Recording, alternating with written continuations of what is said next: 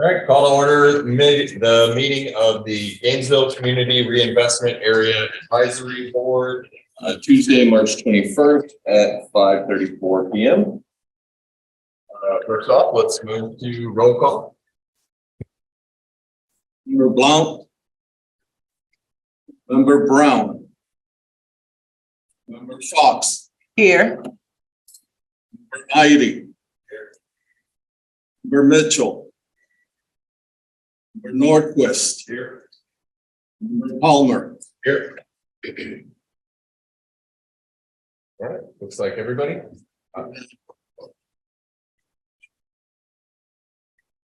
Do we have quorum counting member Mitchell on? We count them. We cannot count him because he's remote.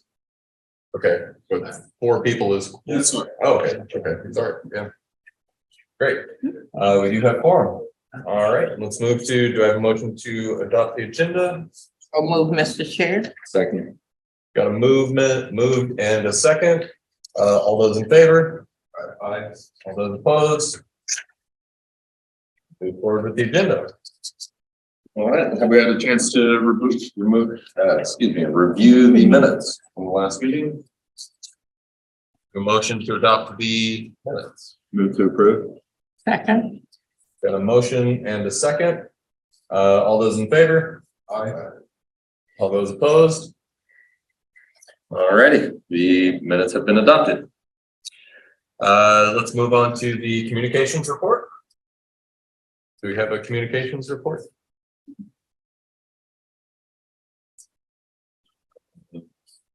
All right, then let's move on to the director's report. Yeah, moving on to the director's report. First meeting, I wait after the communication report. Mr. Chair, Phil, members of the board, Phil Mann, Special Advisor to City Manager. I have just 3 things to report on. There'll be a power district workshop next Tuesday, the 28th from 3 to 5 in room 16 in the basement of City Hall. The Hippodrome Theater will be celebrating its 50th birthday on Saturday, April 15th from 1 to 5. There's going to be tours of the building and open house, and we'll be celebrating that. And also for the GCRA Advisory Board, we've received 2 applications that are under review and will go before the commission. Great. All right. So communications report. Do I see anything about the consent agenda? No items on the consent agenda. All right. Do we have any requests to address the board today? All right. Well, seeing that there's no request to address the board, let's move on to our business discussion items.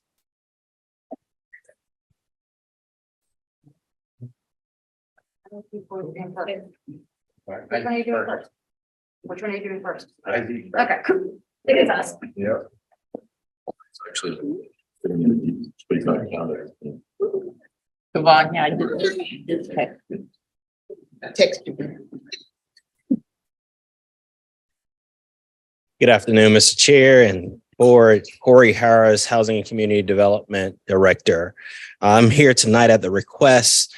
Some months ago, there was a request to come back with some information about IZ, inclusionary zoning. And so I have with me today Commissioner Sacco, who's representing the AHAC Committee, the Affordable Housing Advisory Committee, as well as Juan Castillo, a planner in the Department of Sustainable Development. And so today we wanted to just talk to you a little bit about a proposed ordinance to adopt an inclusionary zoning policy. And so what I want to talk to you a little bit about today is just to let you know, before I bring Juan up, who's our resident expert in the room, just want to let you know that inclusionary zoning, just like a lot of other affordable housing programs, is just one of the many tools in the toolbox.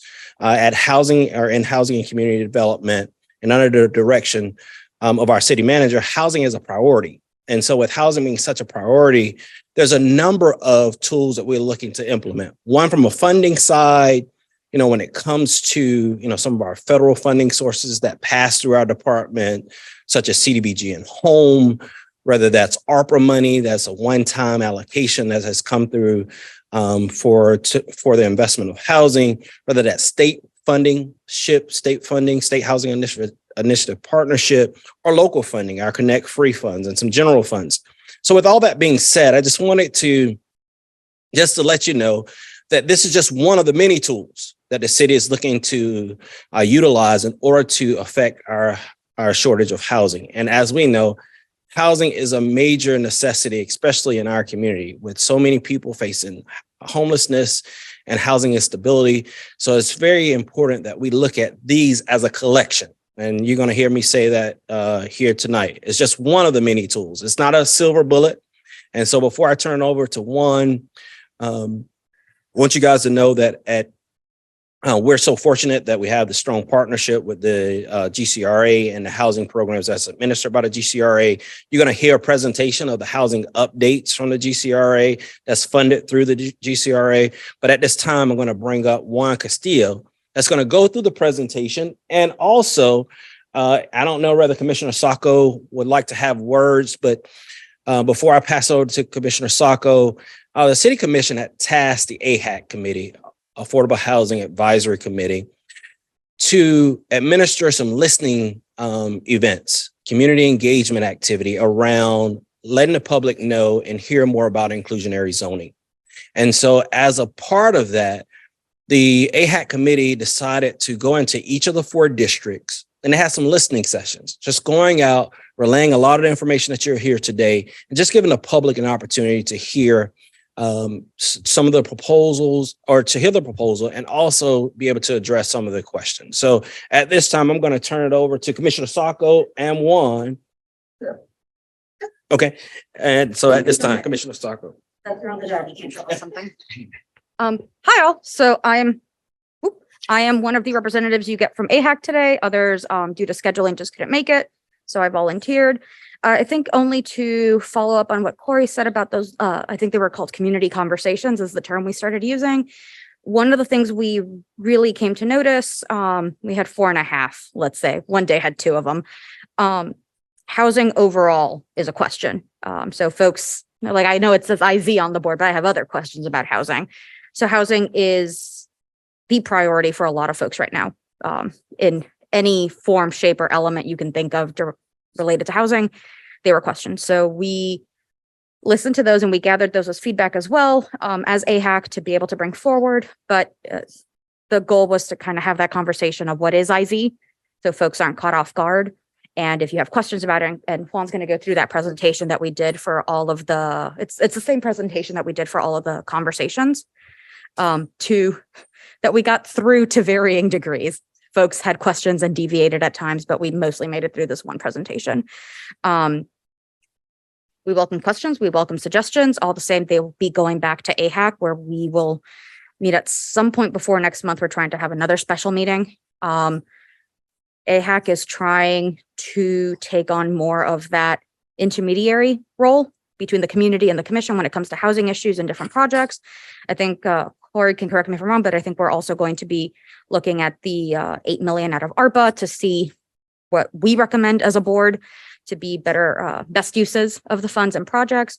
So we are really just trying to see how we can bring in community voice to these decisions before they are final, like given final approval by the city commission. It's not required by law for many of these, but it is something the commission really wanted to extend to the community and something that AHAC really wanted to take on. So with that, I will give you Juan Castillo, who is a genius at everything. Thanks. Thanks. Now I have a really high bar to come up to. But thank you so much, everyone, for giving us the opportunity to be here with you. As they mentioned, my name is Juan Castillo. I'm a planner here with the city of Gainesville. I have been with Gainesville. I was trying to figure that out earlier, about 4 or 5 years, depending. And tonight we would like to present to you our work that we've been currently basically trying to bring forth an inclusionary zoning item. As you know, here in the city, we are struggling with affordable housing.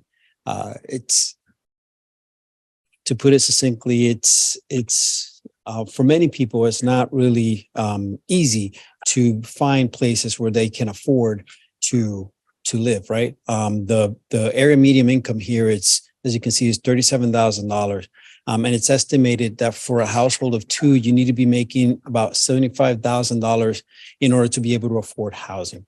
And a lot of people here in Gainesville are considered cost burden, where it's defined that if you spend more than 30% of your income, gross income on housing, then that puts you in a cost burden category.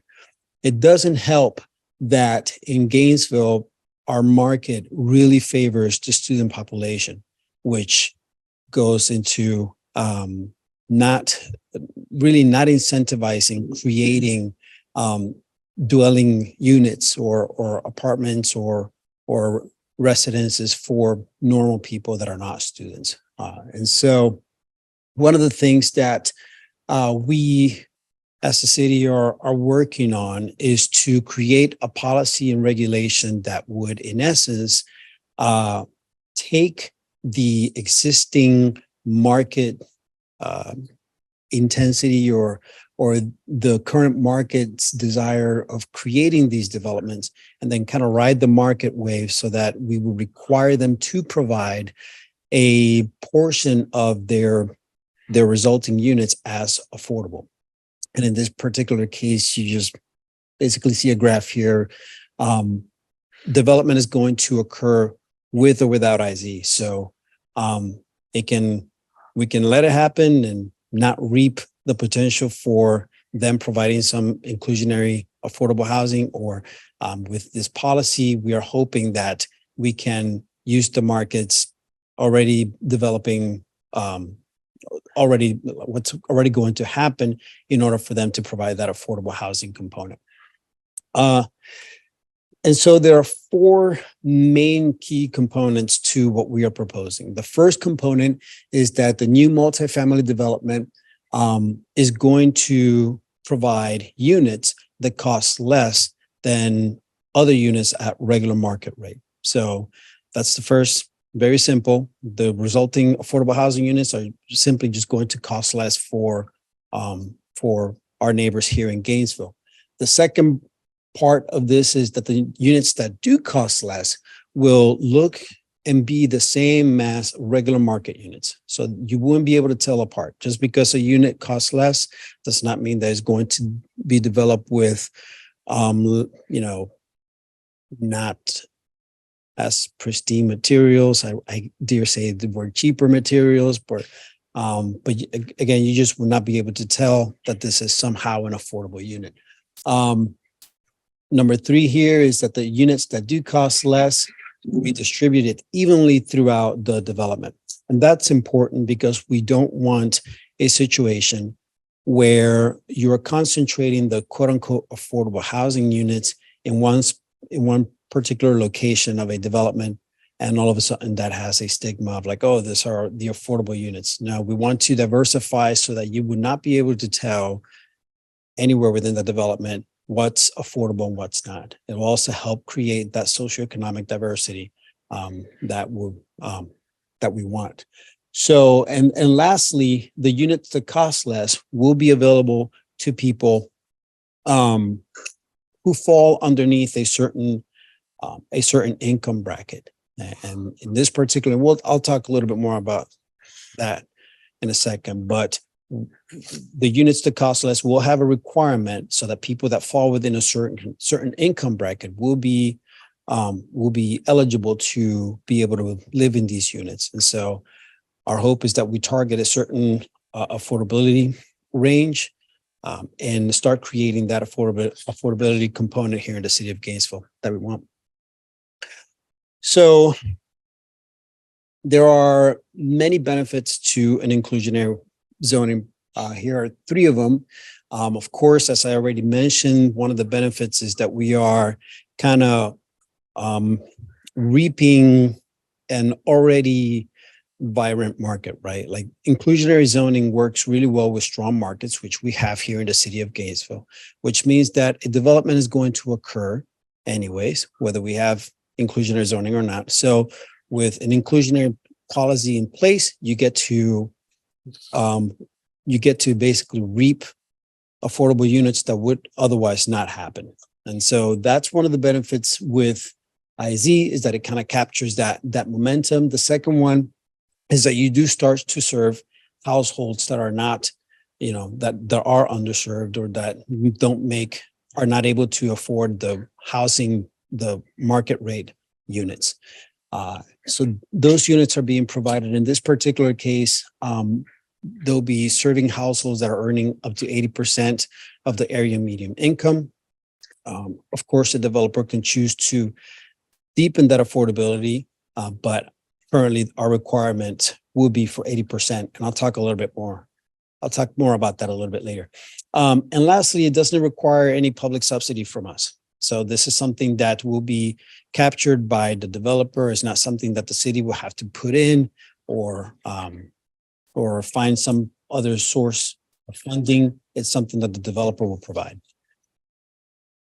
Now, there are limitations to this. Of course, this doesn't work in a weaker market. So if there is no incentives for development to occur, an additional burden, if you will, to a developer is not going to incentivize them to actually start developing. So this has to work with a market that is already bustling and strong. It does not serve deep affordability. So we're talking about 30% of AMI right now. And again, our proposal is for 80% of AMI. And anything below that, of course, is welcome and the developer can choose to do, but our requirement would be for 80%. And of course, this would need to play a triangulation game, right? So the proposal is to basically play with the numbers so that it's profitable for a developer, but it still provides the city with what we need. And so you're constantly trying to play this juggling game with the numbers. So that's kind of like a limitation of IZ. But here are the key design elements currently that the city is proposing. And I'll just quickly go through these. Hey, there's the laser. All right. It's the little things in life. So we do have a set aside requirement in our proposal. We're proposing to require a 10% set aside for 80% AMI. So in essence, we are requiring that 10% of the developed units be affordable for people that are earning at 80% area median income. So just to give you an example, just for math's sake, if a development is proposing to add 100 rental units, apartments, we consider those units, then they will be required to provide 10 units at affordable, or 10 units serving people that make 80% of the area median income. Does that make sense? I see a question.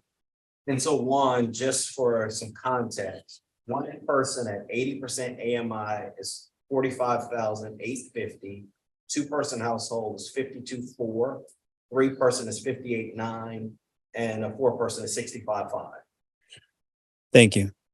I have a question. Mhm. And that's what the AMI is, the numbers you just gave. Yes, that's Correct. 80% and below, so they can make up to that here. You can make one person that's 5,000. Yes, ma'am. What were the others that you mentioned? 2 and 3 and 4? 52,400. Three-person is 58,900, 58,900. And four-person is 65,500. And that could be one adult and 2 kids or 3 kids. It's not necessarily every working adult is part of that count. How did you all come up with these numbers for the AMI? Is that a So national? HUD does research, and every year they produce that data. And they look at all the incomes, and when they make that determination, it's based on data that's been provided by HUD. We utilize those numbers. A lot of your affordable housing programs are geared towards 80%ers and below, 80% AMI and below. Some affordable products will go up to 120%, but the vast majority of them are at 80% AMI. And this is what you all are proposing here? For inclusioners, correct.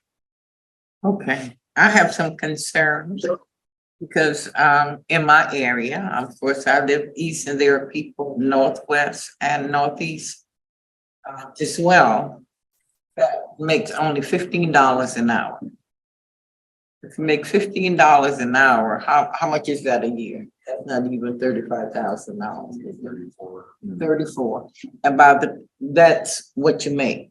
By the time taxes are taken out and insurance, which they have to have, it's something like $24,000 or $25,000. So a lot of people will not qualify for these programs because in the city of Gainesville, I think the minimum wage is $15. But if you work at places like McDonald's or even some people at Shands and other places, they only make $15, $12 or something like that. None of those working people will qualify based on the numbers you have given for the AMI. And I'm just being real. So member folks, understand that the way that it's written is up to. So anybody that makes anything less than that will be eligible to occupy one of these units. So when we say up to 80% AMI, that means they can't exceed 80%, but anybody that's below. So anybody that falls in that category will be eligible to occupy one of these units. So you don't have to make No, you don't have to make, that's not the baseline, that's the cap. That's the. Yes, ma'am. So the goal being that no one should, it's advised that no one spend more than a third of their income on housing. Even if we can't get it to right there, it is significantly better if they can get up to. A lot of 80 is teachers, nurses, a starting cop, a rookie cop, somebody who is starting out or a single parent. So it is someone who is working, who is gainfully employed, but that at market rate are at a severe disadvantage to have adequate housing. So trying to keep it as close to that 30 if we can, or under if possible, but as close to is the goal. Because even with teachers, I think the starting pay in Alachua County is like $37,000. Which is dismal, I think. But it will be rough for them, especially if they have children. That will be a very traumatic thing, and it's happening. It's real. But I know you'll have to have some kind of guideline. So, and there is no subsidy for nothing with the down payment. I think I heard them, there will be no subsidy. This is an all rental, right? And again, the IZ and one, if you want me to be quiet, so you go ahead and talk. No. But IZ is designed to support and require that any multifamily complex of 10 units or more require that at least 10% of the units be affordable. So that means that anybody that's making up to 80% AMI could occupy one of these units. And then the other thing, and I guess you all really don't have any say so on it. Most times, I think what the main problem with young people, people who make less than $45,000 or $30,000, you have to pay $75. I think somebody told me for whatever that is, application fee.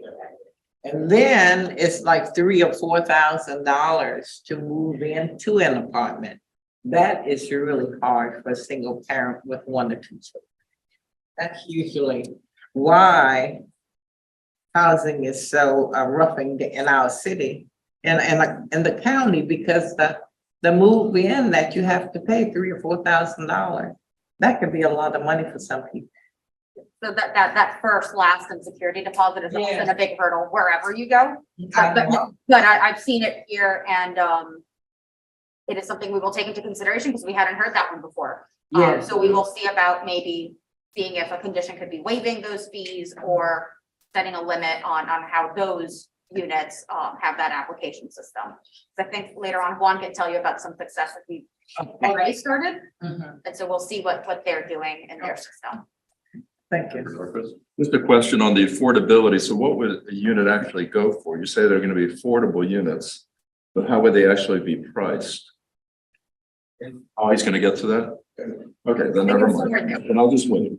Oh, wait, Well, really quickly, the units will be priced based on how the guidelines. So like when, basically the pricing for those units will be determined based on the area median income. And so I'm trying to remember some of the numbers here. Hey, Corey, do you have some of those numbers for the units based on our area? But basically it's determined. So when a unit becomes affordable, they will have a specific price associated with them. And that's going to be determined by HUD guidelines. Just curious what that was. I know when I took some of the, what is it, ability housing, they were gonna bring their apartment here. And I think the cheapest was like $1,080, $50 or something. That's what the rent was per month.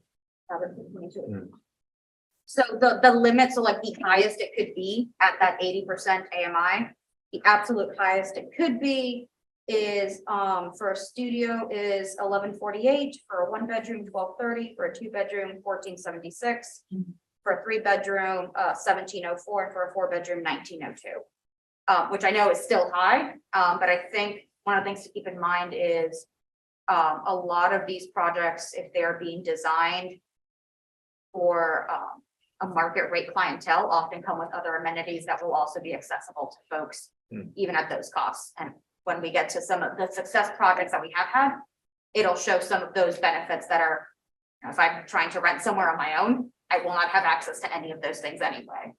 But I know it is not ideal. Or not 1,100 for a 1-bedroom? That, because that compares against, yeah. 2001. The studio was how much? 1,000. I think the studio, yeah, at 80 is 1148. Yeah, because I know even with Gainesville Housing Authority this year, they went up on their rent rate for rental based on HUD, whatever. They had been up for a long time. So most of their rent is like 1,000 or something. And if you're making $15 an hour, there's no way you setting yourself up for eviction or something. That's my big concern.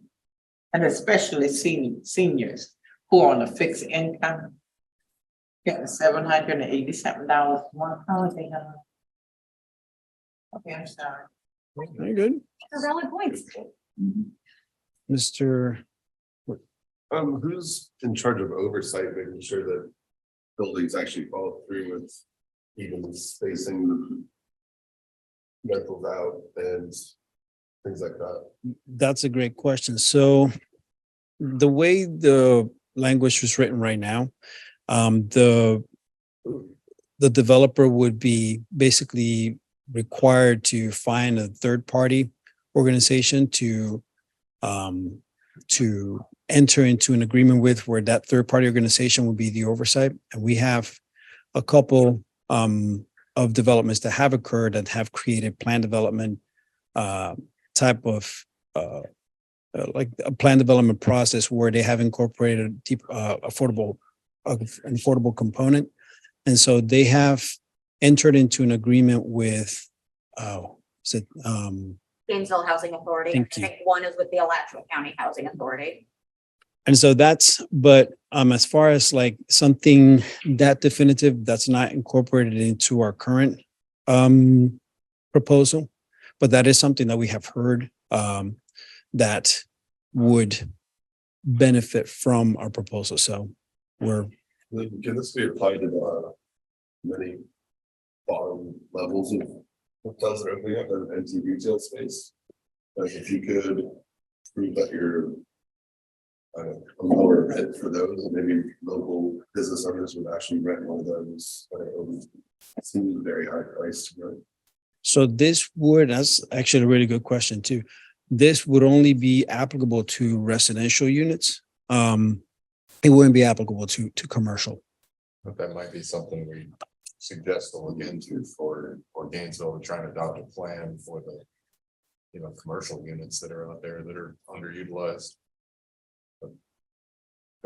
Cool. So all of these are going to be sourced out to contractors.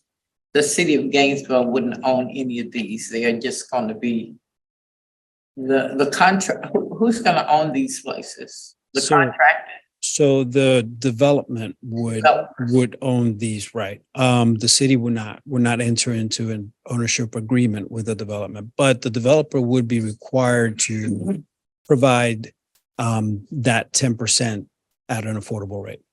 And also keep in mind too, like this isn't happening right now. So the idea is to provide something that will start to provide these affordable units.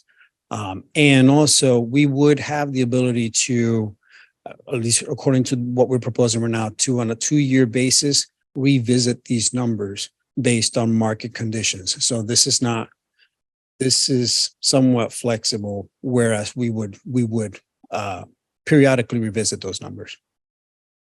So really quickly, unless, is there any other questions I may be missing? And one No. that I can make. Okay. Just really quickly, so the development scale, this would be applicable to any development that is providing 10 units or more. And so anything below 10 units would be allowed to enter into a voluntary agreement for affordable housing. So they can voluntarily provide the affordable housing, but they will not be required to.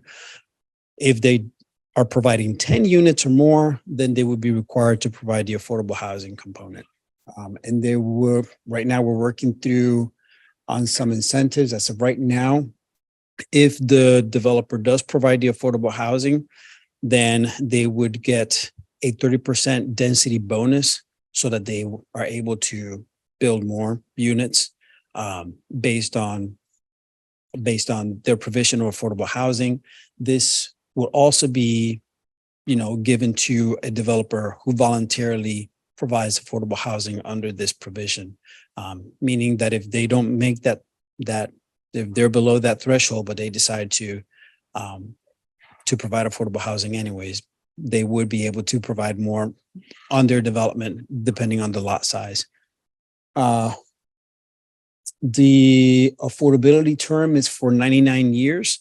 There has been some discussions about whether to provide language that does not state 99 years, but instead state something like for the life of the development or the life of the building. Staff is currently working through that, but we would love to hear feedback on that, on affordability term durations. We already talked about the unit pricing following HUD guidelines. And we talked about the unit characteristics, which again, the unit is meant to be identical to existing market rate units. A concurrency requirement basically means that the units will be available at the same time as every other unit. So because the unit is affordable does not mean that it cannot be inhabited or won't be available until the market rate units get sold or get rented out or anything like that. All of the units will be available at the same time, whether they are market rate units or affordable housing units. And fractional units, basically, we're not going to give you half a apartment. In essence, if the density comes up to 0.5, we're just going to round it out to the next available number, the next available whole number. And our proposal is fairly consistent to what other municipalities are do currently have. By far, the most common AMI percentage is 80, as you can see here. Second to that is 120, which is not really our target. And then as far as the mandatory, the amount of mandatory units, when you take into consideration what's already the range and the scale of what's already been included, we come about 10% to 11 to 15%, but in our case, we're going with the 10% requirement. And this is also, and just kind of a caveat, this is also based on the recommendations from HRNA, which is the consultant group that we hired to do a market analysis of Gainesville, take into consideration a lot of the costs associated with development here, and of course, area median income. So a lot of these numbers are also tailored specifically to our current market. One, if I may. Yeah. I think part of that study, it's important to note is, they really looked at, nobody funds a development, an apartment building out of cash. They take out loans, and so banks also have to approve. So a lot of that study was taking into account, you know, at what percent AMI, and at what percent of affordable units, what number would make those numbers work, where banks are still willing to fund these developments.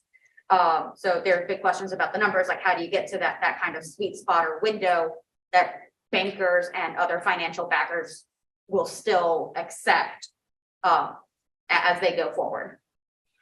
So that was an important component of that research study of what is that window, and as Juan said, we can look at it every couple of years to see if it's moving.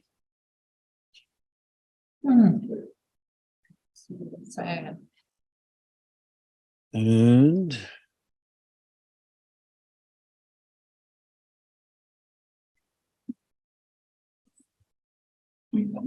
well, so my fly is frozen over here, but that's okay. This is pretty much, I think, the next one is, all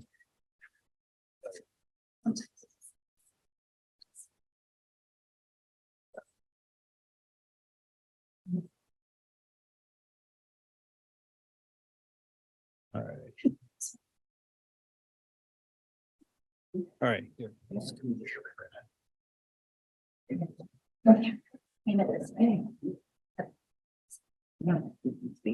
it working? Okay. Okay, text.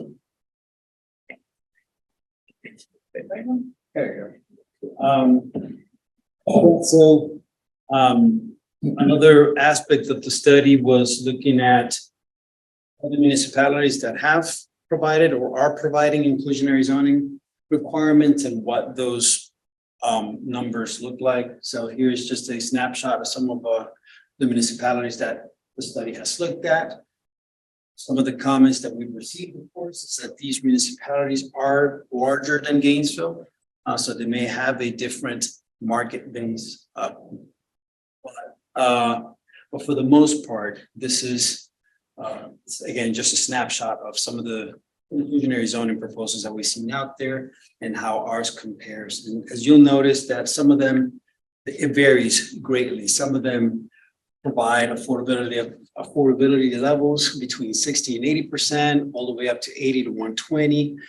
As far as the length of affordability, that ranges as well from 20 years to the life of building.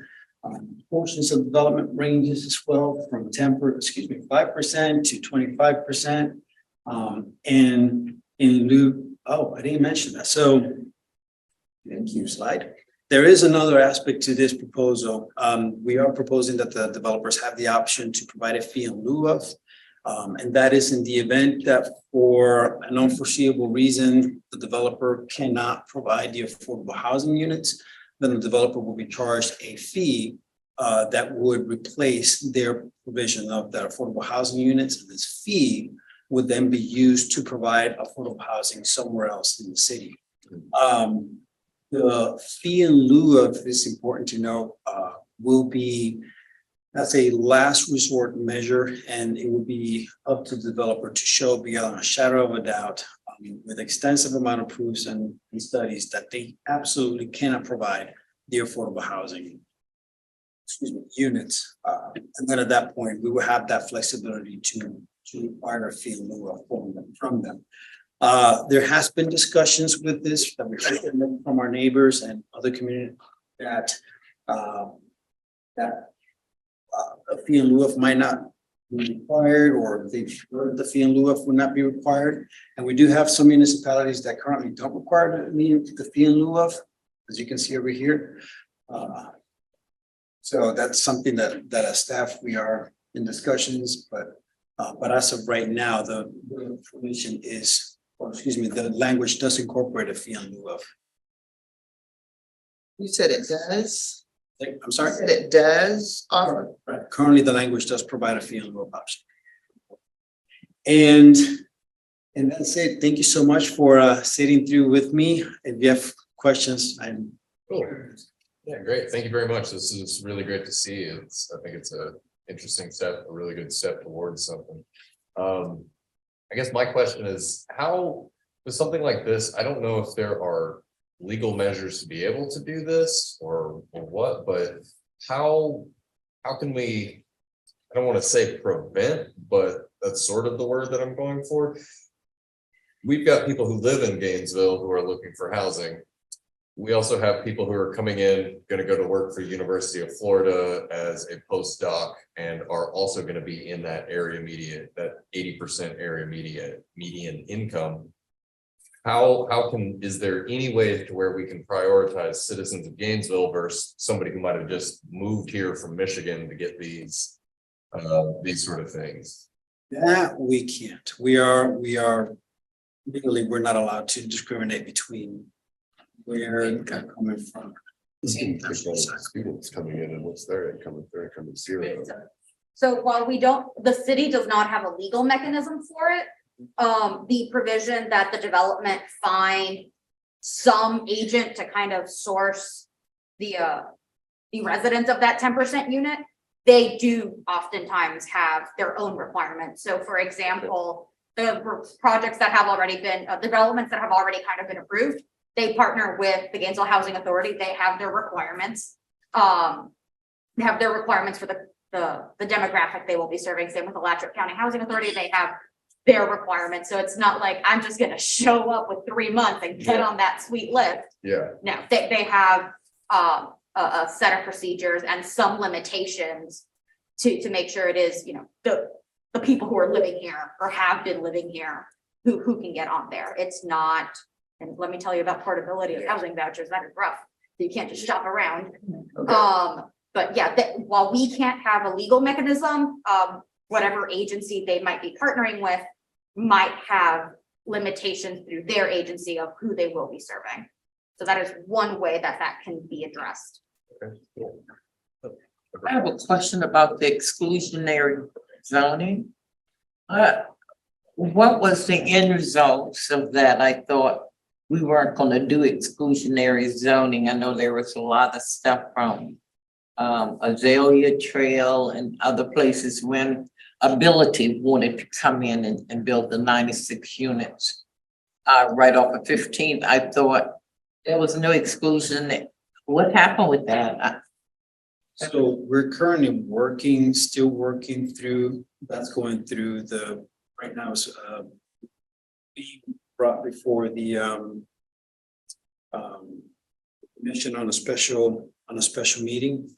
It was brought before the city plan board and they've made their comments and the committee, now this is going to go before the commission for a vote. So we're still working through that. And you bring up a good point that I would like to kind of clarify. Inclusionary zoning and exclusionary zoning are two very different things. Exclusionary zone, of course, pertains to the zoning proposal that we brought before the city a while ago. That's not this. Inclusionary zoning, what we are talking about today is a policy that would require developers, multifamily developers to provide housing, affordable housing that meets that falls for people within that 80%.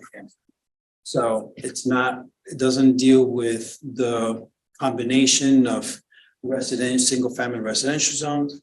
It specifically targets development that can occur, is already occurring.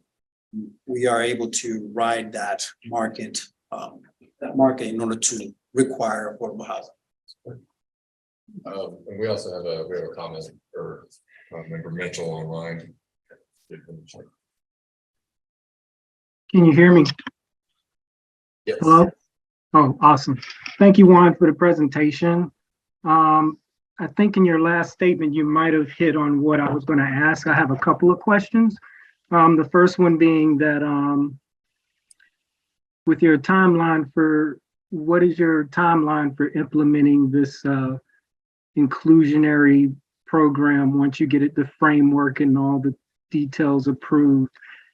And once that is approved, is this going to apply to is this going to apply to developers doing brand new builds after that, or could it be required for those that are already in the process of building? Great questions. So to answer your first question, our time process right now, we are we're working through some of the comments that we received from our neighbors, from our community through AHAC. And of course, we are reaching out to some of our partners, letting them know what inclusionary zoning is all about. We are hoping to have something that we can bring before the city plan board sometime in May, I believe, with something that we can bring before the city commission in June. And if that goes through, once this is adopted, and any developer, kind of to go to your second question, any development that occurs after that will be required to provide the affordable housing units and adhere to the adopted language. But any development prior to the adoption date would not. So any development that occurs from now, if a development is initiated now, and if this is adopted sometime in the future, this development that is initiated now would not be required to provide affordable. Okay, that's clear. Thank you, Juan. My second question is speaks kind of to the nature of development in terms of its passivity. We're always waiting on new development to create supply for something that has an inordinate demand in terms of affordable housing. I noticed on one slide that you went through voluntary, mandatory, and non-applicable. I wonder if anybody's ever thought about or tinkered with the idea of existing apartment complexes being able to make a hybrid of this to incentivize affordable housing in existing structures. I know you're probably out of the developer phase, but you did talk about banking and being able to maybe incentivize an existing market to be more actively trying to create space. Yeah, that's a good point. One thing to add to that, currently we have in some things, there are certain thresholds that can occur at the development phase. If, for example, a developer is trying to retrofit an existing building and the level of associated with this development exceeds a certain threshold, then at that point we can consider that in essence brand new. At that time, something like this might be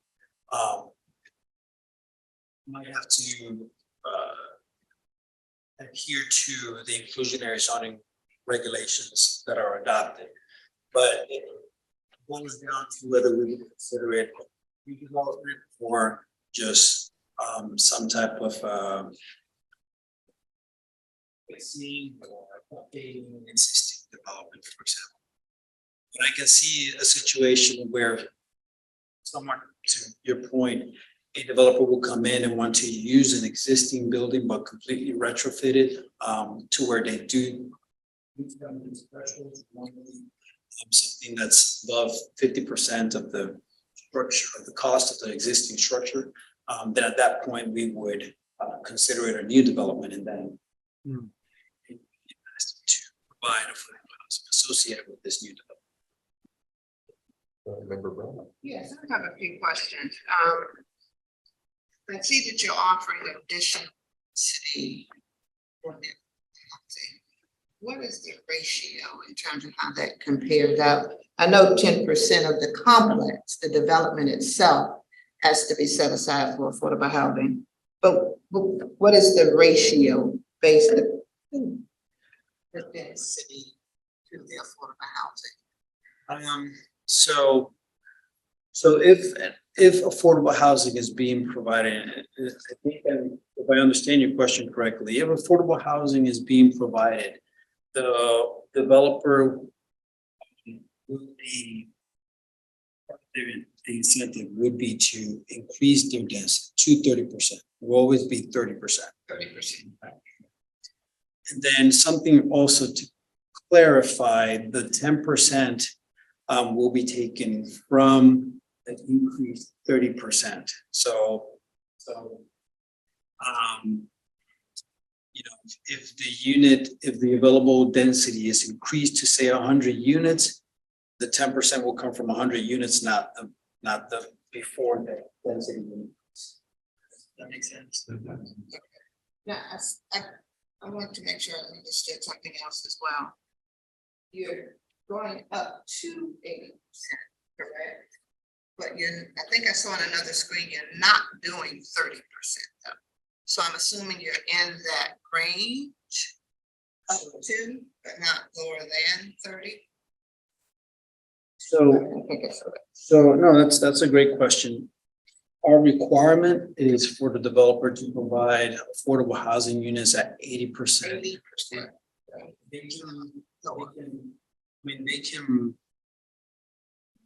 like if somebody applies for one of the affordable housing units and they happen to make less than 80%, they will still be applicable to be housed in one of the units. But the requirement for the developer is not to provide the units at something lower. Their requirement would be provided at 80%. So, may I use this right here? I'm a visual person. So say that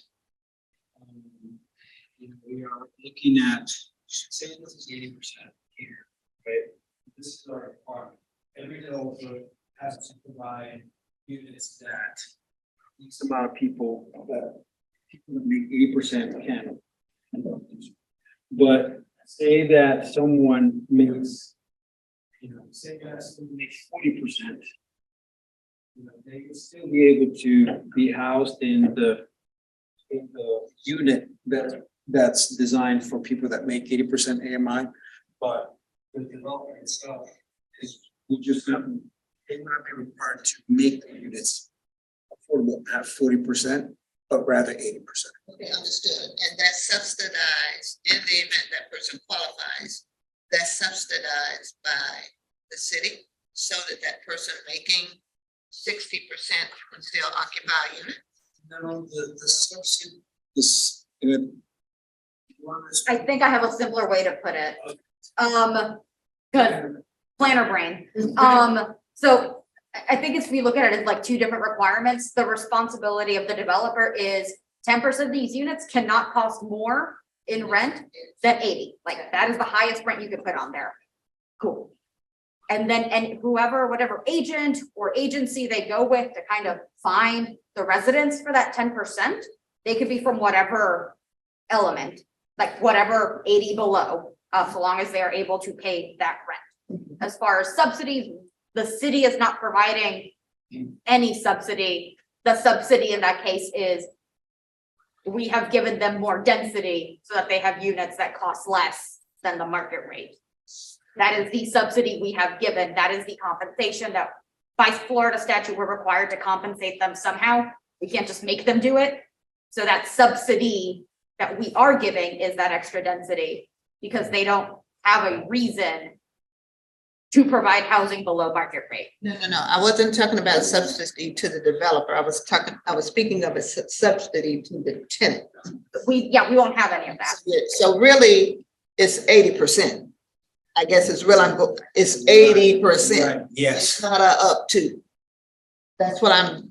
I see so what she's saying is that the units being provided are going to be capped at 80%, but as far as like people that can live in those units is up to 80%.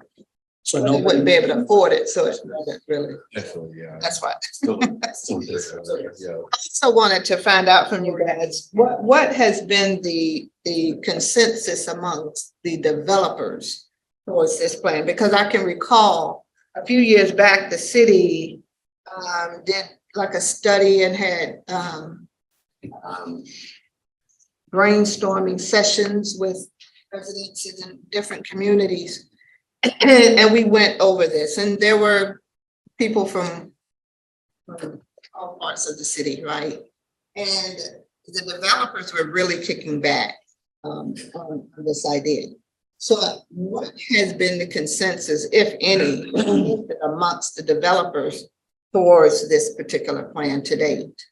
so as of right now, at least from our efforts, we have not heard much from developers. We have heard from the rental coalition. They did have some concerns and some suggestions as far as the language, but as far as the effort themselves, they didn't really have any oppositions to it. But yeah, we have not heard from the developer community as far as whether they're for or against this provision. I will say there are a few items that we have or not we, but like the developers have used currently current policies in order to create a similar situation where they are providing housing at market rate, but then a portion of those houses are available for and so some of these developers will, like we already mentioned, they'll work with the Gainesville Housing Coalition and they'll do pretty much similar to what we're proposing here, except in order for them to do what we're proposing here, they've had to do a rezoning of sorts to do what we have in the city, something called planned development. And that planned development, of course, this has to go before the city plan board, city commission, and it lengthens the process for a developer, which increases the cost to that development. In this provision, the inclusionary zoning would apply to any new development. And so that no longer would be a necessity for them to do plan development. This would just be incorporated into our existing language. No, sure. I believe Mr. Jacob mentioned oversight, and I'm not quite sure I heard you correctly. But the units that are falling within whose would that be managed by a different management, making sure that the fees aren't falling outside of the 80% and keeping up beyond that? How is that being overlooked? So, yeah, no, so the current language as it is written right now does not specify a particular agency that developers have to basically come into contract or come into an association with. The language leaves it open to the developer to find an agency, a third-party agency. In essence, ask them to become their oversight. We have, as I mentioned earlier, the two projects within our city that have done something similar using our current policies. They've reached out to the Gainesville Housing Commission in Alachua County Housing Authority. So they've come into those organizations to oversee to make sure that they are following through with the agreements within that plan development. Similarly, as the language was written right now, a developer would be required to go out and enter into a third-party agreement with another organization. It would be up to them, something that will be responsible for overseeing, making sure that everything provided in the affordable housing units, that the affordable housing units are only going to people that can meet that threshold and so that's kind of where the language is at right now, just basically putting that responsibility on the developer. Some some discussion has been brought forward by the city plan board where some that language they feel would be better served if the city were to take that upon themselves. But that's not something that currently within our language specific. I suggest that you. Absolutely, yeah, we want to hear. All right, another question, in regards to, you showed some other cities that had similar programs. What has been the success rate in those areas and how long have inclusionary zoning been around in those areas? Long enough that you can measure the success. I can't think of any specific details with any of the examples we saw. But we do know that inclusionary zoning has been around for quite some time. Going back even or even further, but definitely the 80s. But again, I can't give you any specific details as far as success rates. I do know that inclusionary zoning mandatory has been proven to be a bit more successful than voluntary, and it does provide units for sure. Just not specific on what the success rate would be. My last question. Sorry, I have a sort of a quick follow-up that's very related to that one. Has there been any like macro level studies that kind of show that, you know, municipalities that have adopted the inclusionary zoning because we're sort of artificially saying 10% of the market has to be down here, that it's like helping keep the escalation of costs of rental costs under control? Like even as a broader level, it seems like it could, you know, kind of pull the market back or pull the reins in a little bit, but I know there have been some studies to that effect, I believe. I can get back to you on that if you'd like to provide me some information and see if I can dig that up and send that your way. okay. Sure. Yeah, I'm just kind of curious, like, did it affect the overall rental market kind of thing, which I think that would be good for Gainesville as well at this point. Yeah, of course, yeah, I don't have cards for me to do it. Well, yeah, I'll grab one of your cards and send it your way. okay. Sorry, Brian. All right. That's okay. You also mentioned that the policy that you guys currently has a fee in lieu of. Again, I recommend you not have that there. However, if you do, well, I want to know this, what is that fee? So, And it has to be enough to make a difference that Right. they're encouraged to accept the policy that you have it written. so the- Otherwise, it's not really doing anything. right. The fee would be proportionate to basically the market, or not the market, but like what would have cost a developer to provide the affordable housing unit. So it's comparable. Right now, the fee is calculated. I think I had that in one of the slides. It was Basically, it's like, slide. It was on one. it's, I believe 120 to 160, 120,000 to 160,000 for the unit. Yes, I'm sorry. Do you have a question? Questions? Yes, Yeah, no. I had one. Member Brown's going, so. That 120, 160 cost of construction, that's not much. I mean, the 120, 160, that's just my understanding. Okay, I'm done. Member Northwest. Yeah, by my math, basically for the affordable unit for the studio, that's a one person living there. They'd have to make $22 an hour basically to be able to live in that unit at the 30% that we're talking about. If that's a target of the housing cost. Now for the other two units at $15 an hour, that's $31,200 a year. So if you had, you could afford the 2 and the 3 units where you have 2 or 3 people living in the units at that. So at $15 an hour, these units would be affordable. The people are making $15 an hour. If there's 2 of them living in the units, is the way is what my math is telling me. Then the third one, the four bedroom, that's kind of when it starts becoming unaffordable, it'd be a little bit over that 30%. So if you have two adults that are making $15 an hour and they have two kids, they're probably not, they're just at the breaking point of whether or not they can get into that formula. So that's what my math is telling me. Related to I had a couple of questions here.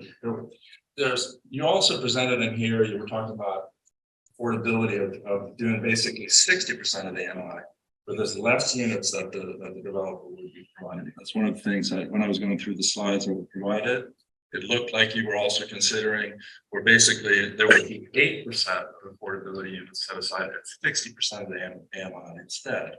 So you'd be targeting 60% of the AMI. That's something that I saw in this presentation. Beyond your thank you, it looked like, is that something that the city would consider as well? So, because that would certainly bring down the affordability.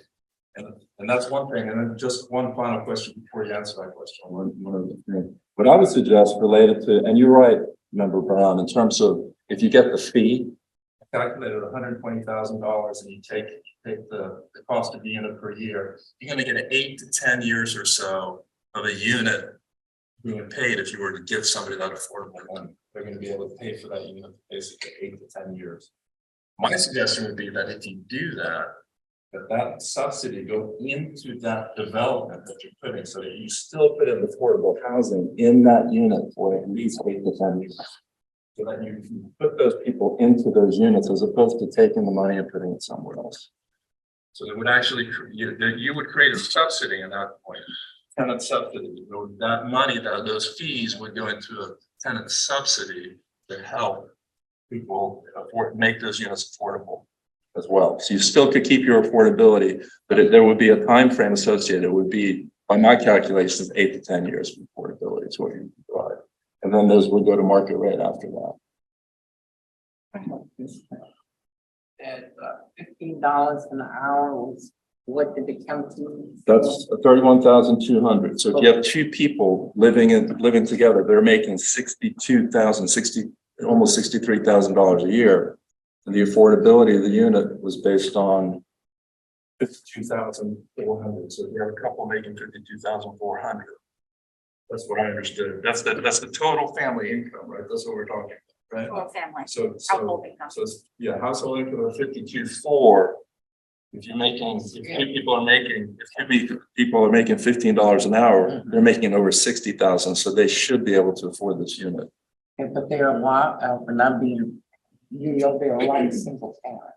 Of course. That's working, that's making $15 an hour. Yeah, that won't work. And I you explained can't that. figure the $15 an hour because there are taxes and insurance. So you're really not making. I think it's a consideration on the screen that it takes into consideration taxes and all that on the calculators. And you really don't, you can't figure a flat $15 because they're not making, they're making 15, but after taxes and insurance, it's probably more like $10 or $12 an hour after you take out all your deductions.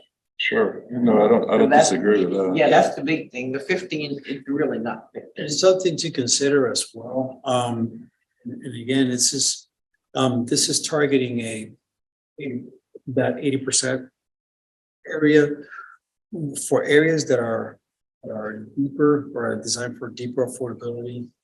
It's not really designed per se as the proposal right now is designed to target that.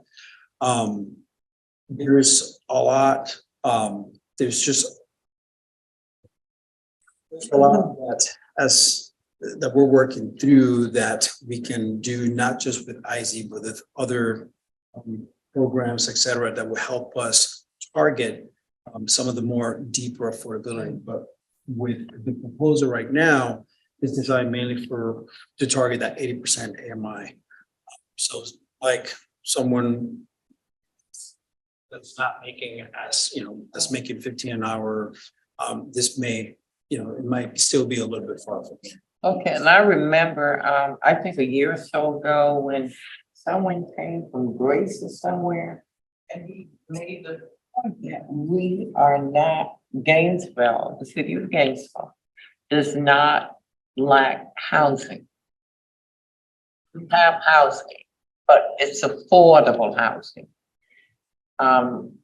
He gave us some numbers. Do y'all remember? I think it was John Carmichael. I think it's not. John and Carmichael. Yeah, McCormick, that's it. we don't have a problem with housing in Gainesville. We have more housing than we actually need. However, it's the affordability. People can't afford them. There's not a shortage of housing in Gainesville. So we need to keep in mind, it's just the affordability issue. And he did a real good presentation that time. Just gonna let Member Mitchell go real quick. We'll have Member Mitchell. Just one question that I didn't get answered. Did you consider the 8% affordability units? So that was part of So it said 60% of the AMIs this way this split might be. right. So that was part of the HRNA report and one of their considerations. Ultimately, they looked at that and they, as of this moment, their proposal was for instead to go with the 10% at 80%. They felt that that met the numbers for development better than 8 to 60. Well, that's, yeah. We'll have Member Mitchell. If you can hear us. Thank you. Yes, I think Member Fox had spoke to something that I was dealing with earlier in terms of we have a lot of existing housing and people that can't actually afford it, you know, and finding ways to be more active in making them affordable. I love the inclusionary zone idea. I think it's something that's long overdue for what has been in existence around the country. It's high time that we have it as well. I like Member Norquist's idea. I think the leveraging of the money is well placed in trying to get somebody in an existing place or something that's just been developed. It looks like a good loophole or workaround. My question, I think Corey is going to be the one to probably answer this. It has more to do with understanding how these affordable units are made known to the public.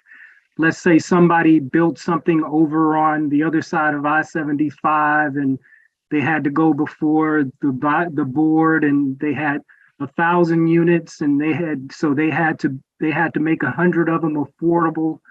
And once they're done, how are people being informed that there's 100 affordable units out on the west side of town? And so, what has been stated before, oftentimes to meet the requirements of being in compliance, they'll partner with other agencies such as the Gainesville Housing Authority or Lockwood County Housing Authority to ensure that these units are occupied. And so when you start to think about, do they run the risk of either having the properties unoccupied and being out of compliance, or do they want to stay in compliance? And I would imagine that they would want to ensure compliance by ensuring that they have a marketing strategy that will ensure that these units are occupied. And to add to that, the housing authority lists, like they have waiting lists that are hundreds to the thousands long. So that is every year, whenever they open their cycle. Do the developers then ask ACHA for recommendation? Yeah, it would be passed And through it's them, like, I got 10 units, tell me which 10 10, families are going in there. You have like a lot of. Yeah, no, instead of going to like the leasing office in general, it would be through whatever agency. So GHA probably have their list. They know who's next on the list. Does those organizations have the capability of being the oversight as well? Then? They are doing so already in some of the, I think it's 4 developments total. I think across 3 different developers, but with 2 housing agencies. So they have so far signed on to it, and I think those might total, I want to say close to 100 units between across those 4. So they are testing that, they're beta testing that as we go now. If that's going well, should we support that and make that the oversight for all the new developments? it is an option. There could be other agencies, so I'm trying to think, my brain is blanking. Because those are the ones we've worked with, but there could be other agencies that deal with elderly populations or that deal with either veteran communities or other specialty demographic or need demographics. So they have their own list that they try to have. So that might be another agency or branch through which they source residents for the units. Because they will already have like all kinds of demographic data and finance data. They can handle it. They will always be able to bring someone in to this unit. You have the key, go. Oh, they moved out? Give me the next one. And I can tell you that we've heard, and I'm sure many of you probably heard, many people who are voucher holders that just can't find units. And this would allow us to be able to have more units in our community for those people that have a voucher right now, they just can't find a unit. Yeah, people aren't accepting those anymore. I have one other question. I know that some rental units include utilities up to a certain amount. If that was the case, if you had, you had market rate units that included utilities, how would that apply to the affordable unit? In other words, would that be, for the affordable units, would the utilities also be included for that same amount? In other words, rather than saying they're excluded from those units, that would be my concern is that, the non-affordable market rate, just making sure that whatever utility credit is also then applied to that other unit, the affordable unit. So I haven't heard that one before, but I think it falls under they must be equally treated and presented. So like if the 2-bedroom with a kitchen and 1 bath comes with $100 of water, so does the other one. I would imagine it falls under that same one. We haven't heard it before, but They can't. my legal reading would be That would it make better. sense. I just make sure that was. Yeah, that's the same, like it includes access to the gym or it includes access to the pool. These are the standard of the contract. The only thing I am changing is the cost. And that should really be the only thing that changes. Ready? Do you have any more questions on this? I believe the recommendation was just to hear it, so. Thank you. Very good presentation. I think I learned a lot about. Yeah. We don't need that. No, we will take back to our meeting. Yes. We love feedback. And sorry, I still see a hand. As Member Mitchell, did you have any last things? I'm good. I'm sorry. I failed to take it down. Thank you, No Corey and Juan. I appreciate the feedback. Absolutely. Yeah, thank you very much. Very good. Thank you. I will, Michael, if you don't mind, if I can grab a card from you. I'm not even sure I have a card. I don't know, I have a card, but this is work. Just go rock climbing, you'll find them. Yeah. Thank you so much. Great. Yeah, I'll Thank go you. ahead and see if I can. Yeah, if you see any of those studies, I think it'd be good. If not, we'll pass it on to the board. 'Cause it's kind of, yeah. Yep, that's not- Thank you, everyone. Thank you. Thank you so much. Ready? Thank you, Commissioner. Thank you all for coming. Thanks, Corey. Yep. It's the big one. Big update.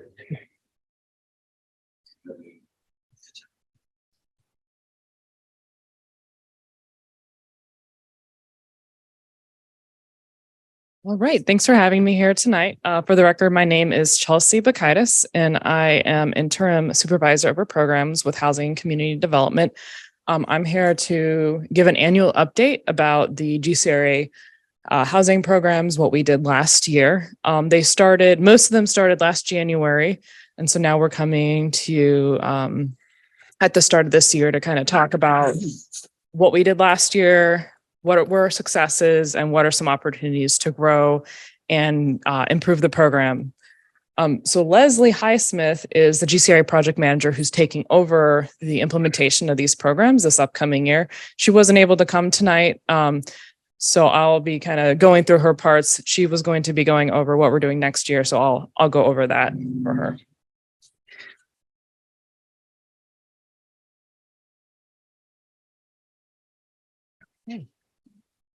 All right, so I'm just going to give you guys an overview, kind of just to jog your memories about what these programs are about. So all these programs were created, they came out of the 10-year reinvestment plans goal, which was for housing initiatives to directly benefit community members by maintaining the culture and population of an area. The intent is for these housing programs to encourage neighborhood revitalization by keeping current residents who currently live in these neighborhoods in their home. And that's also a primary focus for housing community development program, like their rehab and their down payment assistance program.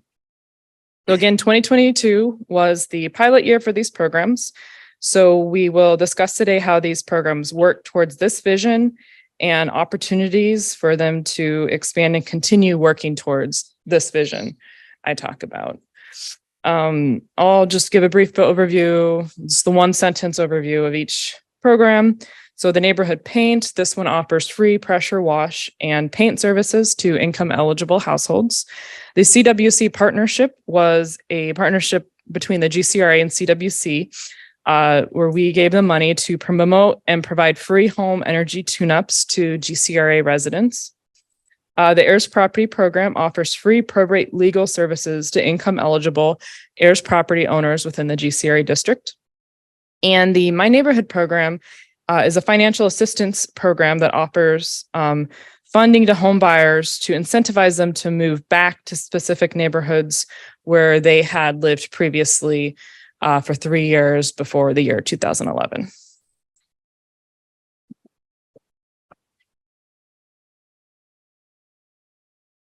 Right, so I'll just kind of go over what we did last year. Throughout last year, I think we presented and kind of talked about things we were doing to get the word out about the program, especially at the start of last year.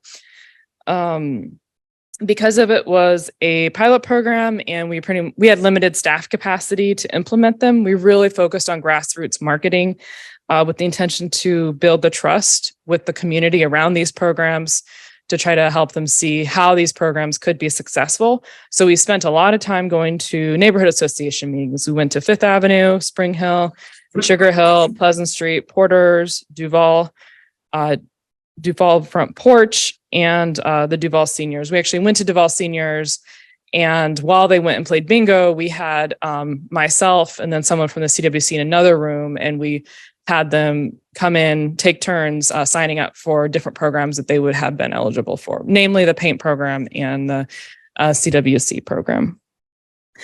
We also gave other presentations to various community meetings happening. That includes Alachua County Pastors Association, the Alachua County Property Appraisers Probate and Estate Planning Summit. They also had a probate and estate planning Q&A webinar. Living College of Law had a forum on heirs property. And then we also worked with a local community member. She wanted to host a lunch and learn specifically for our program. And so we had a lunch and learn one day and just invited people over and provided lunch to just teach them about the programs. And we also talked about HCD programs at that meeting. We tabled at various community events. I put down the big ones that we went to. We tabled at the Juneteenth Freedom Festival, all downtown strategic plan community meetings, all the affordable housing community meetings, city service fairs, which we've been doing quarterly since last year. This is a city initiative, Fifth Avenue Arts Festival, and then Swarty East, Gainesville. Some other things we did, we put press release and press advisory out to all local media. TV20 actually did a segment on it, and we got a lot of calls after that. We've done various social media. We've sent postcards out. We've sent postcards to all the heirs property owners in the district. We've sent postcards about the paint program in certain neighborhoods and the mini weatherization. We've also done door hangers in the Pleasant Street neighborhood and the Porters neighborhood on the paint program and the CWC initiative. We have if anyone comes into our office, we'll talk to them about the program. And then we've also partnered with the property appraiser to try to get the word out about the heirs property program. So that's what we did last year. Though this upcoming year, Leslie has put together a marketing plan. It's similar to what we did, but it's going to be try to expand past just doing grassroots marketing and try to expand more towards working with nonprofit groups, government and private partnerships to try to now that we've kind of gotten the word out to people living in the communities and people who are neighborhood leaders, we're trying to expand out to start working with realtors, maybe for the My Neighborhood program, or maybe do some partnership with the UF Law School, or just try to figure out how we can kind of expand to other organizations and stakeholders. We're going to continue tabling at community events. That's always very useful. We're going to look into doing TV and radio public service announcements, host workshops, potentially have yard signs out for, we already are doing yard signs for the paint program, but maybe yard signs for the other programs. So people who live in those communities can see, oh, this person maybe got their house painted. I'm curious how I can get my house painted too. Looking back to sending postcards. Postcards actually have been very successful. Continue neighborhood specific, one-on-one follow-up. Sometimes someone will call about a program and then we'll never hear from it again. So we're going to try to focus on reaching out and kind of bothering people about getting their applications in, and then continue social media and then print media, Gainesville Sun and Guardian. All right, well, I will start then with the paint program. So last year we painted 41 homes. We had 73 applicants total. And so that meant that 34 had to be waitlisted until the 2023 funding cycle. Most of the applicants, or 52, which is 71% of all the applicants, were located in the Cedar Grove and Duval neighborhood. So that brings me to opportunities. We want to see how we can try to make the program more desirable for people outside of Duval and Cedar Grove to kind of spread the wealth, so to speak. So last year we did it neighborhood by neighborhood and did outreach neighborhood by neighborhood and had certain funding time periods or when people could get their house painted based on their neighborhood. This year, we're just going to open it up to anyone in the district can apply year round. We're not going to do it based on neighborhoods. And try to just work to get the word out in neighborhoods other than Cedar Grove and Duval. I'm really happy because we did a lot of work in Cedar Grove and Duval, but we want to try to reach out to more to Sugar Hill, Spring Hill, Porter's, Pleasant Street, Fifth Avenue, and North Lincoln. That's great.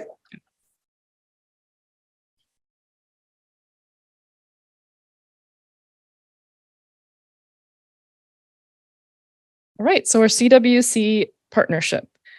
So pretty much this program is CWC goes out, they do work, they send a home energy coach or someone picks up a do-it-yourself kit and does different small energy improvements in their home. So CWC does that, and then we reimburse them for the tune-ups that they do in our district. This encourages the CWC to focus their outreach within the GCRA district and complete these tune-ups first. So they prioritize GCRA located tune-ups. This also allows the GCRA and CWC to partner. So we did a lot of partnership with them, getting the word out. So last year we served 25 households. We're really hoping we can increase that number for this upcoming year. In this next month, Leslie actually has a plan to start tabling outside the Porter's Community Center with CWC staff. So there's an after-school program at the Porter's Community Center, and she's wanting to table outside to try to talk to the parents as the parents are coming to pick up their kids. So she can probably report back about the success of that next time she's here. And then we also want to really push this program to anyone who comes in to the housing department for home rehabilitation. After they get the home rehabilitation, we want to direct them to this program so they can get energy tune-up after they get home improvements. So we're hoping to try to increase participants in this program. All right, so the heirs property. We had 34 recipients. which to kind of put this into perspective, in 2021, we found that there was 282 heirs properties total in the GCRA district. So our program processed about 12% of all possible cases that we could have done in the district. So we're hoping to increase that 12% to maybe 20%, see if we can get more people involved in this program. But I think this was a good pilot year. The word is just starting to get out about the program. So total, we closed 16 cases. 30% of the cases we closed were for advice only. That means that we weren't able to help them probate the property, which I'll go more reason why. There's a lot of reasons why we kind of ended with advice only. Sometimes people own such a small share that they asked us to close the case because they didn't want to continue. Sometimes people applied to the program and they weren't actually heirs and they thought they were heirs. There's several different reasons why that 30% or 10 applicants cases were closed for advice only.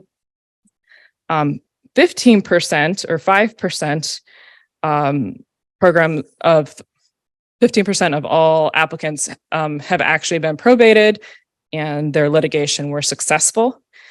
We have 17 cases that are currently open, and we hope that they're successful. 5 of those are formal administration, 12 are summary administration. So total, when we put all those numbers together, we project within 1 year, 65% of all the cases that we handled will be successful.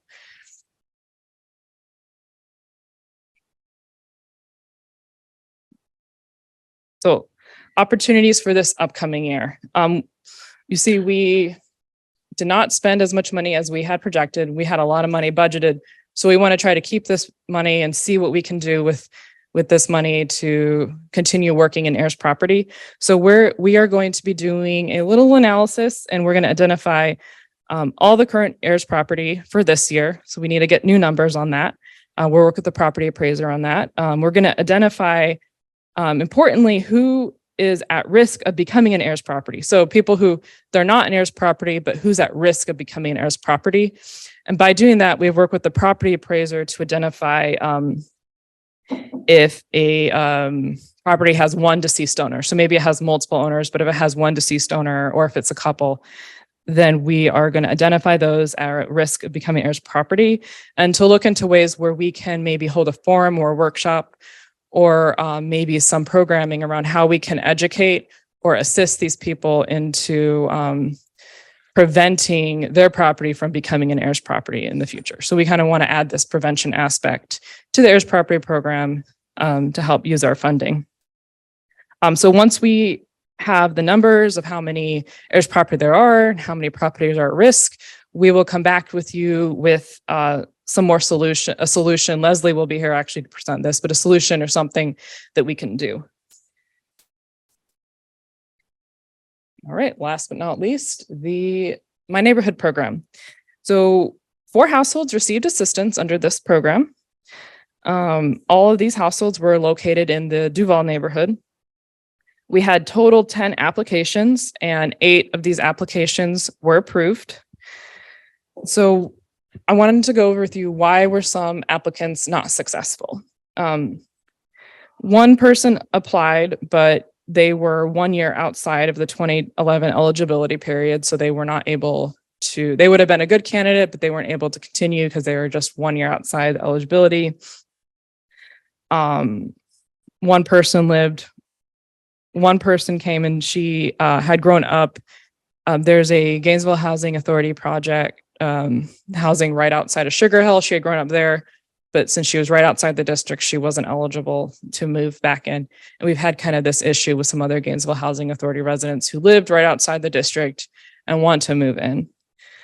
So we see an opportunity there. I think the primary reason this program was successful in some ways, and the primary reasons where it wasn't successful had a lot to do with the market. There's a lot of people had a lower budget and there was a lack of quality homes that they could purchase within their budget, or that's what we were told, especially when you get into neighborhoods like Pleasant Street, Fifth Avenue, and then Porter. So for instance, last I checked on Zillow, Porter's didn't have any homes for sale, and that might be changed today, but that was another issue that people in. I was gonna say there's One. from what I've seen, there's one for sale in Porter's, Okay. and it's a townhouse over there, right? On Porter's Oaks, but I haven't seen it listed in MLS, so I'm not sure what's Oh, going on with that, whether it popped up and is already under contract and is like losing or not losing, but you know, and it's gonna be sold, but there is one. okay. Yeah, it corroborates your story, yeah. Yeah. What you're saying. So that means if someone from Porter's wanted to apply for the program, they'd have to wait a long time until they could find something to purchase. So that being said, and I also want to add that all of the successful applicants purchased a Habitat home. And so that meant that their home that they purchased was heavily subsidized by Habitat and other federal and state agencies. So for that reason, an opportunity might be to use the funds for other people going through subsidized housing programs, specifically the city. The city's looking to build homes in the future. And so there's potentiality to use this program to anyone who moves into a home that either the city partners with or someone moves in to subsidize them moving into that home with this program. Another thing we'd like to potentially change about the program is to open up Heartwood to the program. Right now, Heartwood's not part of the program, and we could open up Heartwood for former Kennedy Homes residents to use this subsidy to purchase a home in Heartwood if that was possible for them. Another thing we thought to kind of broaden the pool of people who could apply or be eligible is to change eligibility period to the past 5 years or since 2018. So we would keep the 3 years minimum. They'd have to lived there for 3 years, but they had to have lived there before 2018. So that could help bring in, if there's someone currently renting in one of these neighborhoods, that could help encourage them to purchase a home if they're currently renting. Another thing is increase award amount to 30,000. So we are increasing, right now the city also has a down payment assistance program, and there are talks to increase that amount. And we've received suggestions. And so we are also proposing to increase the My Neighborhood allocation or subsidy to 30,000 to kind of go along. So someone could maybe use both the down payment assistance program and the My Neighborhood program to purchase a home.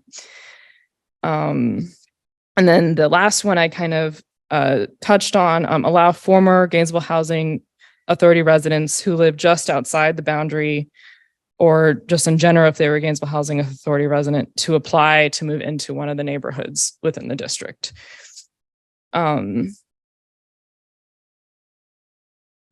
That concludes my presentation. So Leslie will be working with you guys in the future to kind of go over what these opportunities could be. And I'm trying to think, I guess at this point, one thing I did want to mention, I knew there was one thing, so I was like pausing. The historic home stabilization program. So I know that was the 5th housing program that we had presented. That one has been on hold due to we were going to be putting out a citywide RFP for contractors, but also we've had staff shortages. We've recently hired 2 project managers. Well, Leslie, I guess she took my spot, but then we've hired another project manager, Mr. Jason Smith. And so we are wanting, now that we're kind of ramped up with staff, we want to begin moving forward the historic stabilization program forward, hopefully soon this year.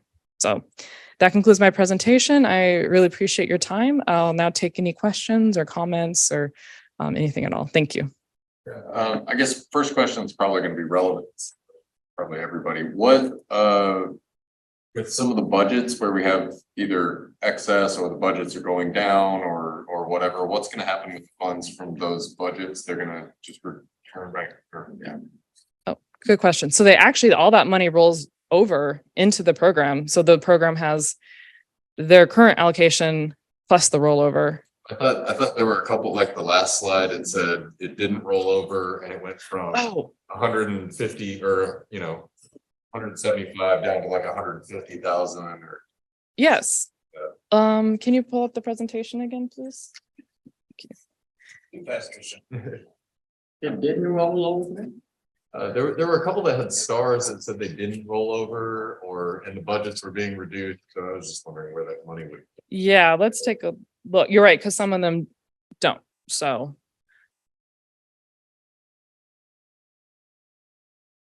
Okay, so one of them I noticed this is a typo. The budget will roll over for the My Neighborhood program, so I apologize about that. For heirs, it will roll over.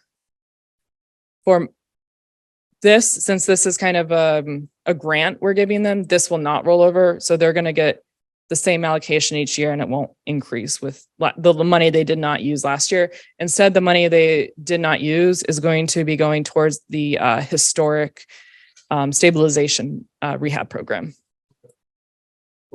And then I have a question. this one will, yes. So that we don't have money to roll over, and I'm sure there's a lot of people, there are a lot of people who really can use the programs that you have provided. What can we do to help you make sure we find people suitable? How can you advertise, whatever, to let people know funds are available? But certainly we need to try to use everything, all the dollars that we have, but I know you'll have the staff shortage and everything. But I think it's something we probably, by mid-year, if we hadn't used a certain amount, if you hadn't used a certain amount of the dollars, maybe we could do something, have a community workshop or something to let people know that if they don't apply, then the funding will roll over. There's a possibility that you can't use the dollars again. No, that's a great suggestion. Definitely, I know everyone on this advisory board, you all have connections with the community in some way. And I think that could be one way you could help us if we could, if you could help us connect to different organizations or even individuals. Our neighborhood association, most neighborhoods have their neighborhood association meeting once a month, most of them. I think since COVID is over, it's gone back to the norm.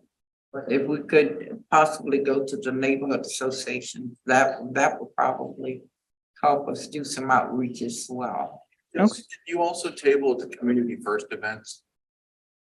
Yes.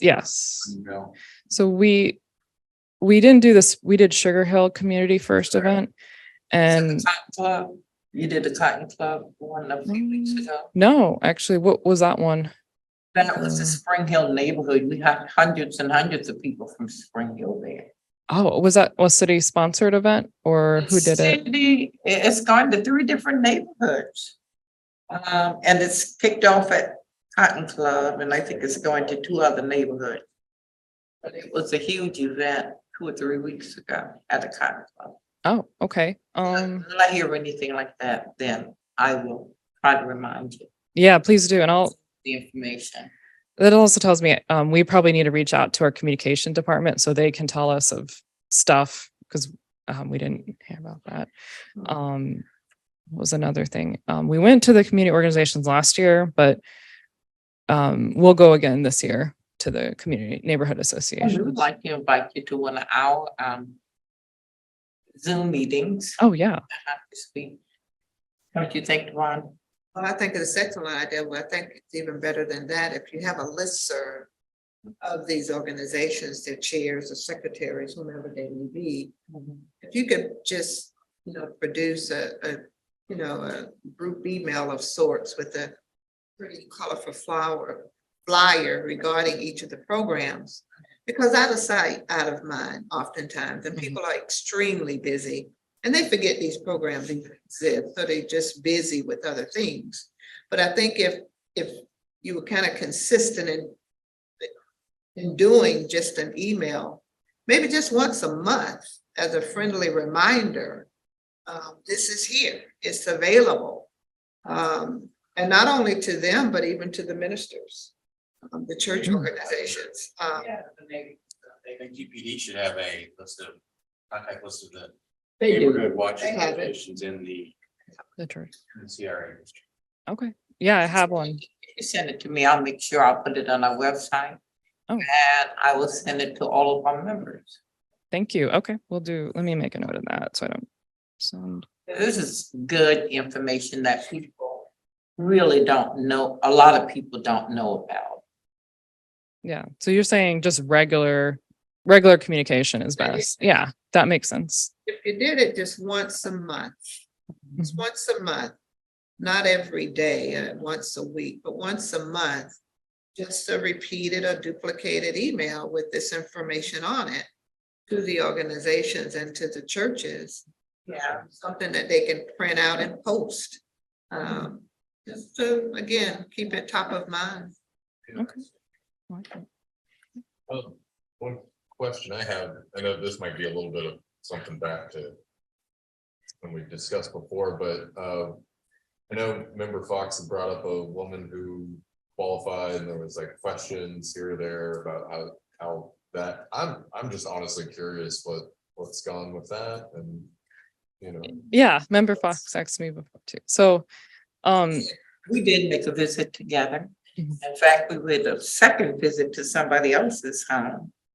They had went out with you, but nothing has transpired. There's been no, nothing has happened. Yeah, but I feel sure that it will, Chelsea, don't you think so? yes, I think so. So I spoke with her and then her ex-husband, but they have some, well, there's some things they need to get in order before they're eligible for the program. And then, but I'm I mean, I'm Yeah. personally just glad to hear that, that I know that people are going out there and people are helping. She did, and I was. I had one other question. On a slide, I think it was the heirs property. And you mentioned one of the reasons for, was that, Denial. they had a small applicant has a small percentage of ownership. What does that mean exactly? So some applicants, so for instance, one applicant, she had started to go through the court process. And then I think she found out she had like 16% ownership because I think it was her grandmother. I'm not exactly sure the breakdown, but she kind of gave up because I think she felt like it was not worth her time to do it. Because if she probated, only her portion would be probated. The other that wouldn't probate. So for instance, if it's her grandmother's property and her grandmother had 2 kids, both kids had grandchildren. And so if one of those kids passed away, then and didn't probate their part of the estate, then there's 16 portions. And so if you probate if she probates the property, only her portion of her estate will be probated. And so when it passes on to her kids, then it'll be fine. But she won't own more than 16% ever. So she won't be able to still get financing or anything like that. So usually until there's one owner or a cohesive like ownership, if it's like 2 or 4, then the house, it's kind of worth people's times. But I think she felt like, I'm not sure exactly what she was trying to do with the house. Sometimes people live in the house and they want to get financing or they want to do the rehab program, but they own like 1/16 ownership. They can only probate their portion. And so even if they go through probate, that still doesn't make them eligible because all the family members have to agree to go through probate, essentially. Does that make sense? I don't know if that's confusing or not. So, yeah. Probates, I guess, if there were 10 owners, 10 heirs, and they were all legal and rightful heirs, and they all had whatever percentage that is, one could have a 16, but that could be one that had 50%.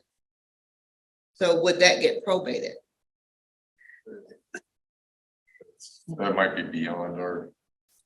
I'm just, I mean, Experience. I was just thinking of probate was a probate in that. Yeah, I didn't, Now, the lady we were talking about that lives, that we visited, she needs the probate assistance. Lives in the house, but it belongs to her son, who doesn't live here, but he wants his mom to stay in that house as long as she lives. So that would be, you know, a glitch there for her, and we're hoping that we could work it out through the probate, because I spoke with him and I think Chelsea did as well. And they said, oh, fine, we'll do whatever. But we just don't want her to sell the house, you know, anything. We just want her to live in it. But as long as she lives, and they'll do whatever else. And they can do that with the right. They're willing to do that. So we'll just see what happens. We'll just see what happens. So did I, do you want to ask your question again? If we had, oh, okay. Okay. So I think that's, some people don't feel like their percentage that they're going to get in the end is that, yeah. Good presentations. Thank you. Any other board comment? Yeah. Thank you very much, Chelsea. All right. Thank you. All right, guess that concludes our business discussion. On to public comment. Do we have any public comment? I don't see any public comment. Do we have any board member comments? Don't hear any board member comments, and Blank isn't here to invite us to another jazz festival. Sure, it's coming up soon. All right, our next meeting date is, what day is it? Say April 18th. Tuesday, April 18th. At 5:30. Say, we could take an opportunity, we have some new friendly faces, but we didn't get in a formal introduction. And so we have Will Dorman, who onboarded, I want to say a couple of weeks ago now. So he's the old new guy. But he's focusing on sort of the GTech management. He has worked with Santa Fe College, and we are fortunate to have him on our team. And Jason is the new guy. And so Jason Smith onboarded with us, and he is focusing with housing and community development, and is getting involved, learning from the wonderful Trisha with regards to Heartwood and some of the info housing. And so we just wanted to show you that we did have some new members on our team, and yeah, you have some new friendly faces. Welcome, welcome. Well, thank you very much. And Reading. hearing no, what is, what's the word? I don't know. Yeah. Meeting adjourned.